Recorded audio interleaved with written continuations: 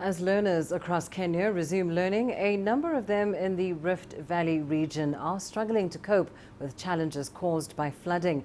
At least 18 schools have been affected by the deluge that followed heavy rains. The rains have led to the swelling of lakes. CGTN's Wilkister Nyabwa reports. The sun is just peeping over the horizon when learners at Kokwa Island Primary School in Baringo County start the journey to their classrooms. But they can't just walk to school. Instead, they wait on a rock for a boat. Between the rock on their island village and the nearest school are the swollen waters of Lake Baringo.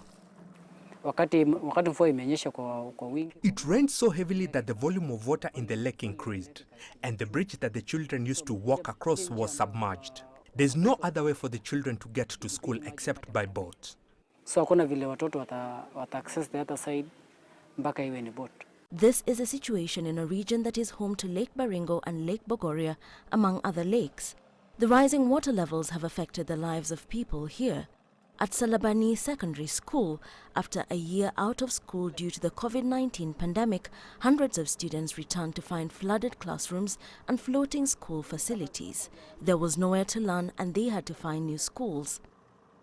The flooding and swelling of the lakes have turned schools such as this one into just another set of unused, abandoned buildings as students leave. However, even as they continue to move, the water continues to follow them to some of these locations, further blurring the lines between the villages and the lakes. The Education Ministry has started building new schools, but this has presented new problems for learners. The schools we moved our children to have no boarding facilities, and this makes it hard for them. The children leave home really early and come home late because the schools are very, very far. We wish we could find schools that aren't so far, but are far from the water.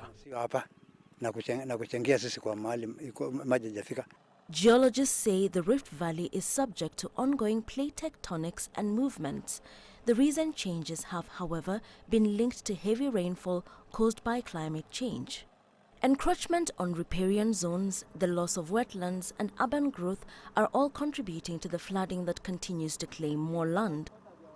Lake Baringo itself has now increased from its normal size of around 126 square kilometers. Now we are talking about nearly 270 square kilometers. The amount of water has doubled, and that has ravaged the community around there. Our landscapes have a lot of gullies, and so when it rains, it takes a lot of soil, and that is deposited as sediment in the lakes. And this again contributes to increase because it displaces the amount of water. With no immediate solution in sight, at Kokwa Primary School, boat operators are shouldering the cost of getting the children to school. My boat takes some of the children, and if another one comes along, it will also ferry them. There's no designated boat for the children, really. Parents worry about the safety of the children in the hippo and crocodile-infested waters. But the young ones' thirst for knowledge and their search for a better future force them to soldier on.